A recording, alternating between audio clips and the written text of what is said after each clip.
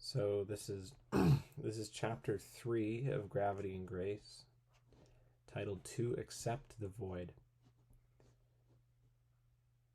Tradition teaches us in regards to the gods, and experience shows us as regards men, that by a necessity of nature, every being invariably exercises all the power of which it is capable. It's a quote from Thucydides. Like a gas, the soul tends to fill the entire space which is given it. A gas which contracted, leaving a vacuum.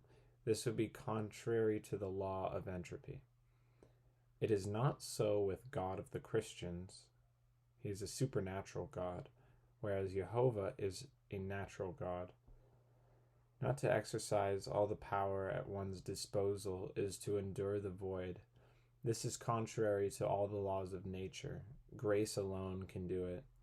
Grace fills empty spaces, but it can only enter where there is a void to receive it. And it is grace itself which makes this void. The necessity for a reward, the need to receive the equivalent of what we give.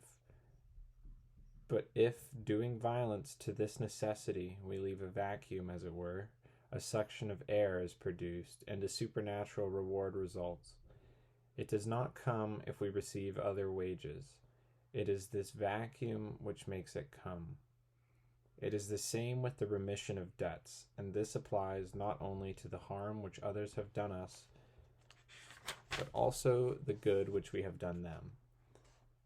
There again, we accept a void in ourselves. To accept a void in ourselves is supernatural. Where is the energy to be found for an act which has nothing to counterbalance it? The energy has to come from elsewhere. Yet first there must be a tearing out. Something desperate has to take place. The void must be created. Void, the dark night, admiration, pity, most of all a mixture of the two, bring real energy. But this we must do without. A time has to be gone through without any reward, natural or supernatural. The world must be regarded as containing something of a void in order that it may have need of God. That presupposes evil. To love truth means to endure the void, and as a result to accept death. Truth is on the side of death. Man only escapes from the laws of this world in lightning flashes, instants when everything stands still, instants of contemplation, of pure intuition, of mental void, of acceptance of the moral void. It is through such instances that he is capable of the supernatural. Whoever endures a moment of the void either receives the supernatural bread or falls.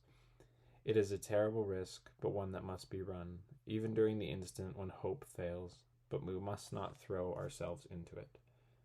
End of chapter.